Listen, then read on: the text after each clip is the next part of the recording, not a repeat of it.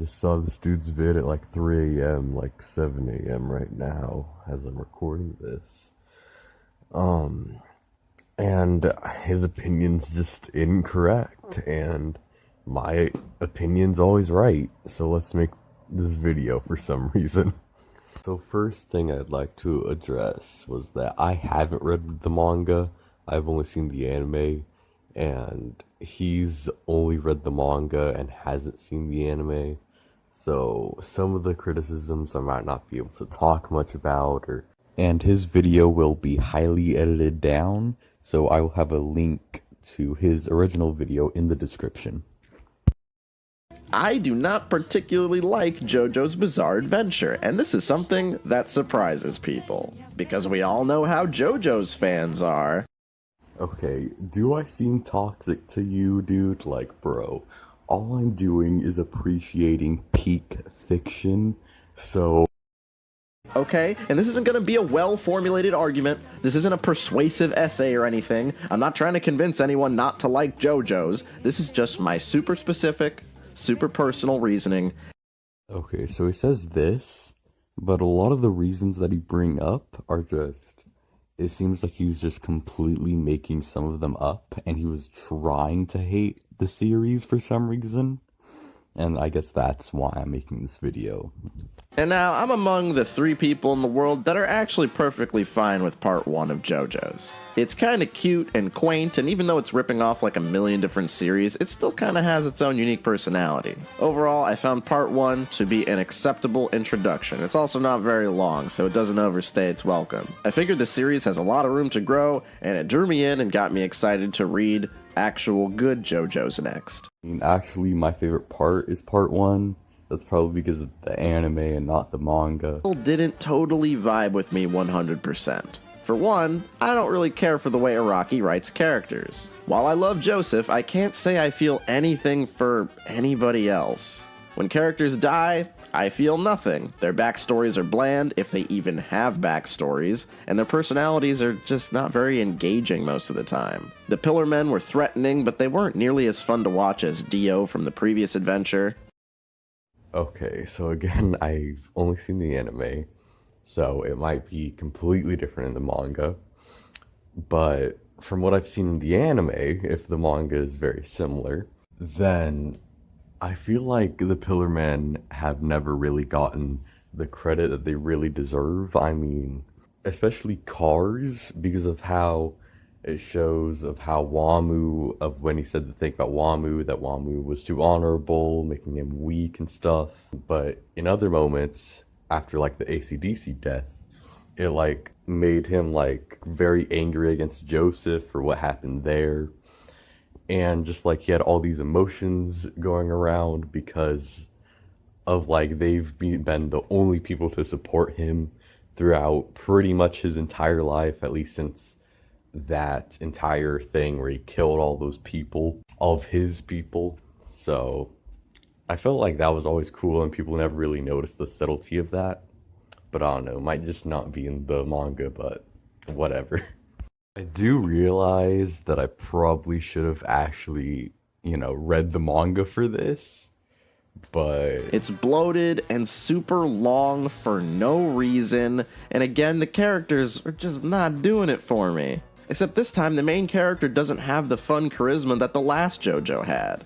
Yeah, Jotaro is like a cool guy, but he kind of falls flat in this story. There really just aren't enough traits or characteristics to get me invested in him as the main character. If I look past the fact that he's just like really cool and edgy, then he's got nothing. Okay, so he says once you get past all the edgy and cool stuff, there's no other thing about his personality. But that's just wrong, like he's just lying, unless this wasn't in the manga. I mean, in the anime, there's clearly the entire thing about how deep down he really cares about people and he still wants to stick up for what's right. In my opinion, I felt that the anime, in the beginning, it was way too, like, forcing it in, like, trying to, like, treat you like a child, trying to show you that part of his character. And it's just kind of weird how it's, like, forcing that onto you in the beginning of part 3.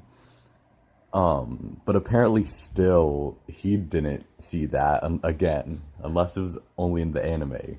He's just glossing over that entire like character thing, and it shows it later in what I liked in the subtlety with things like the Steely Dan fight.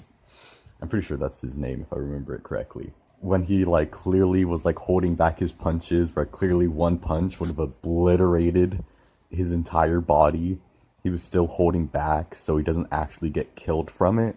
Even though like Steely Dan was messing with his grandfather and all this stuff, and like he just ignores it for some reason in this video. Problem is, I think you can categorize most JoJo's characters in one of three slots. The funny, cowardly character.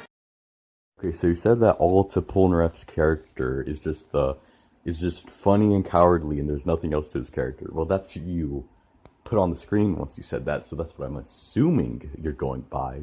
So that's for anyone that's seen. It's for anyone that has seen part 3 of JoJo. That's just wrong. I feel like I don't have to say much about that. Like, and the crazy murderer. But sometimes the crazy murderer might turn into a funny, cowardly character.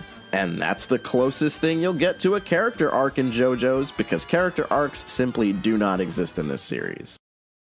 Again, this is coming after he showed Polnareff.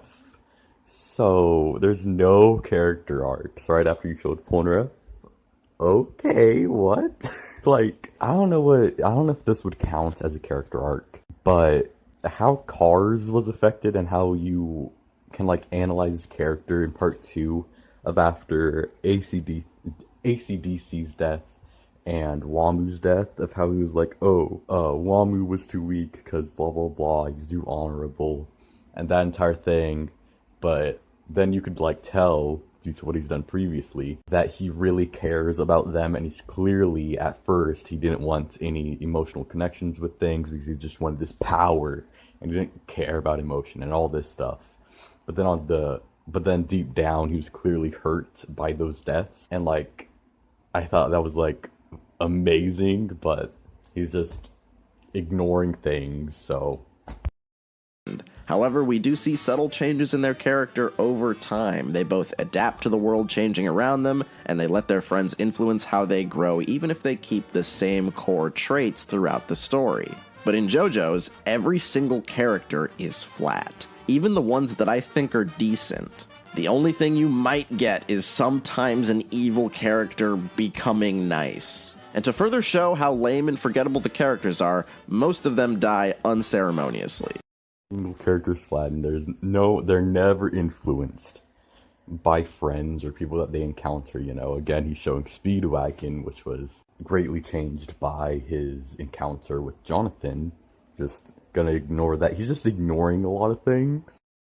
And I suppose we're also ignoring how Dio was affected by his father, or how Jonathan was affected by his father or Dio, or how Kakyoin was affected by the Stardust Crusaders, or how Polnareff was affected by the Stardust Crusaders. And this isn't really character development, but he never brings up how some characters react to other character situations. One of my favorite examples being Dio and Jonathan, of how Dio wants what Jonathan has, but Jonathan doesn't really pay attention to what he has, and he just cares about everyone. He wants to help everyone as much as he can, you know. And you know, Dio couldn't imagine anyone just trying to be a good person, so Dio just assumes that everything that Jonathan is doing is a personal attack against him, because that's what Dio grew up with. And Jonathan, on the other hand, never really could imagine wanting and striving for more power, because, you know, he was already at a very high social standing, I guess. I don't know how you'd call it, but you know what I mean. And those characters clash beautifully, and it's amazing and wonderful, but you know. And to further show how lame and forgettable the characters are, most of them die unceremoniously. If you don't like a series where beloved characters are unceremoniously killed, maybe JoJo's isn't for you. I think that the previous Zeppeli deaths were fine because they motivated the hero to fight on. The Zeppeli deaths were just fine? Like, I don't know if I'm just a sensitive crybaby, and that's why it really touched me emotionally. But I even have a friend who absolutely hates JoJo's for the most part, and he even admitted that he almost cried during Caesar's death. Like, what, dude? And it just doesn't really make sense because they're dying like in combat, as they're fighting.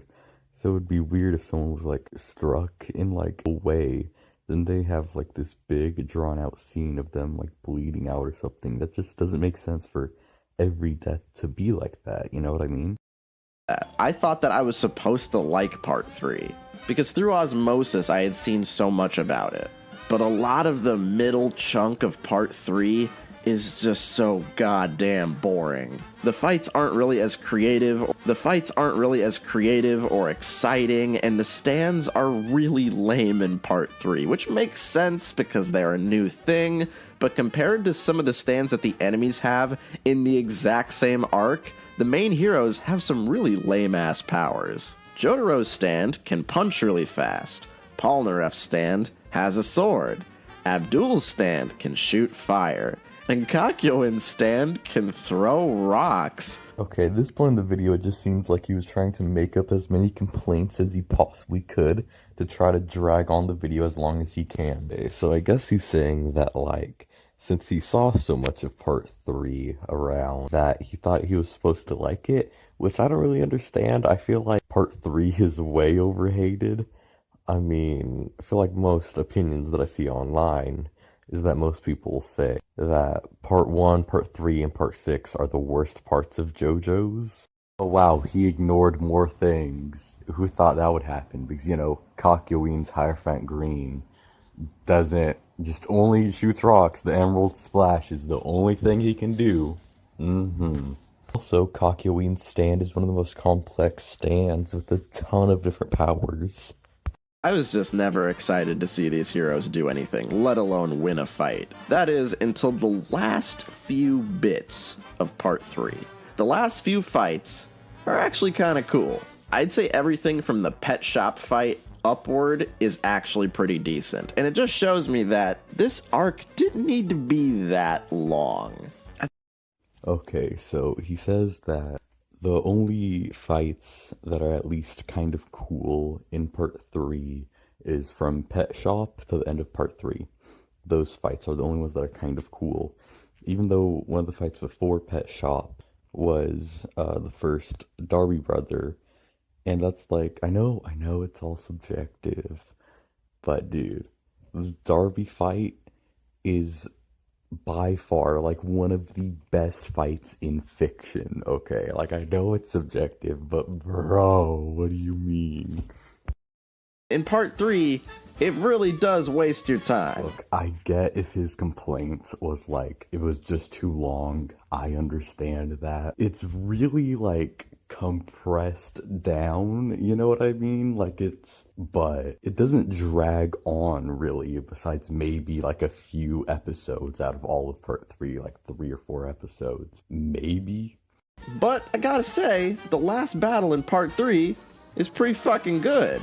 It's probably the best fight in the entire series. I mean, the last fight of part 3, Jotaro versus Dio, was fine. I mean, for JoJo's, it was a pretty bad fight in my opinion, but whatever. I feel like it's more because it's more like other animes, and he's just kind of scared of new things happening and people actually being creative in JoJo's, and that's why he doesn't like the majority of JoJo's in my opinion, but hey.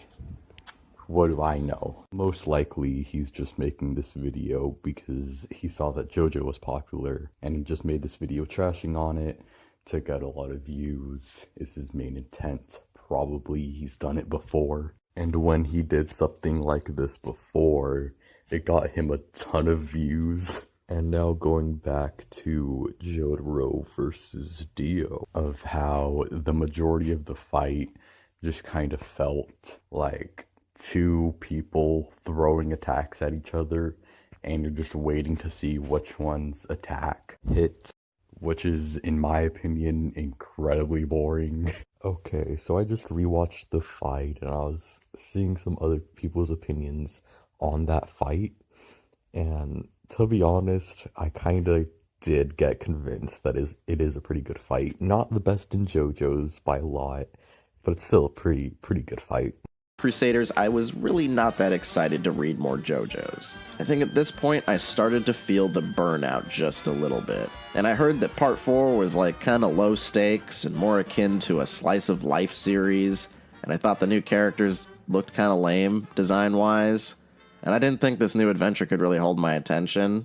But boy was I wrong, because part 4 is the best part in JoJo's. Everything that people love about JoJo's is here, and it's strongest in Diamond is Unbreakable. Yeah, so I'm not gonna really be able to say much here. I mean, he's just kind of liking JoJo's here and saying that it's fine and good, so. But one thing about part 4 is that a lot of people love that part and a lot of people absolutely hate that part. But one weird thing is that he says part 3 was too slow and dragged on for too long, but I feel like part 4 feels a lot slower than part 3.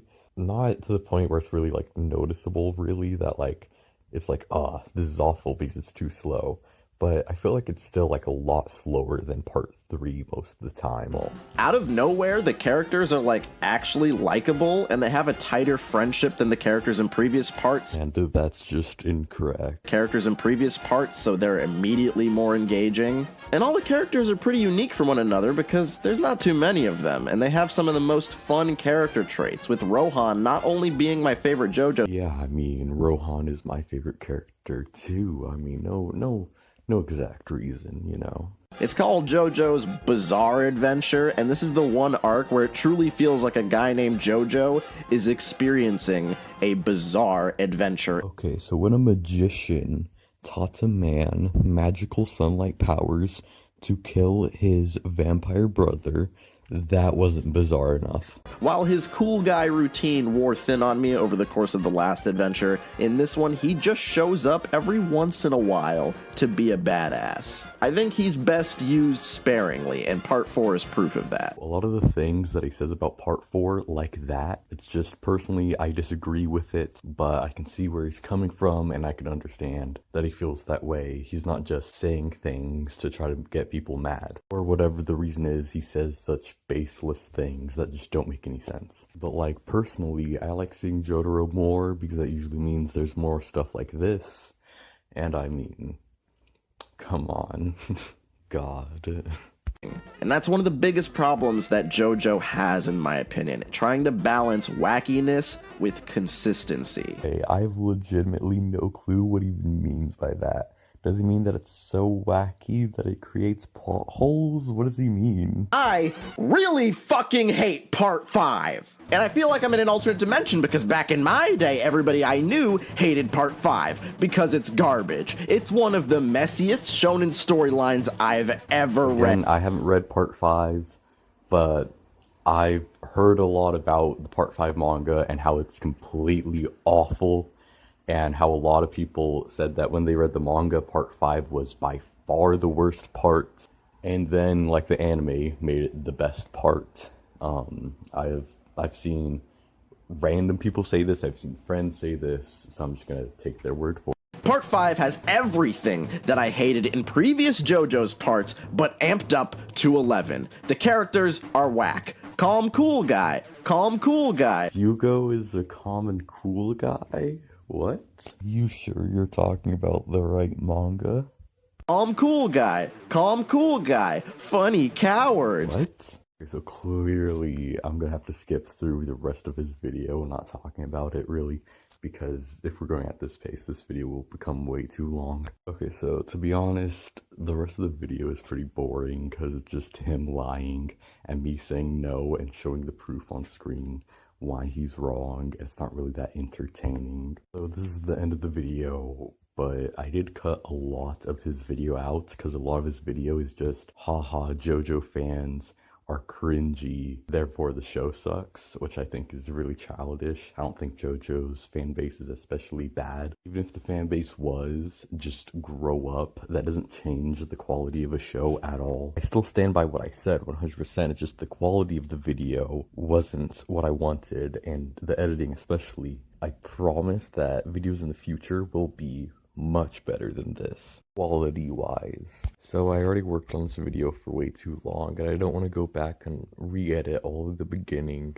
So I tried my best to go back and re-edit what I could. So yeah, the audio in the beginning was edited really badly. Also, something funny that I found out while editing this video is that I never knew anyone did any videos on this guy until I started doing my video, and apparently he's kind of known to do a lot of stuff like this that I critiqued in this video. Not just the editing, but also the beginning of the video in general. Just I didn't really like it, and I wish I worded things differently, and just kind of wasn't funny when I was trying to be funny, and like I was trying way too hard. It's obviously fine that he has a different opinion, I don't care, but it's just this video that he made is just so bad. It just feels like he had a video idea thinking it would get a lot of views, so he just tried to get the video out as fast as he could without actually caring what was in the video. Alright, that's the end. If you want more really unfunny memes, you can follow my Instagram, it's s_gray11. I do have a lot more and better videos planned for this channel, so subscribe and turn on notifications if you like this content from me. Also, if you have any honest criticisms or anything, please comment them below. And that's all. See ya.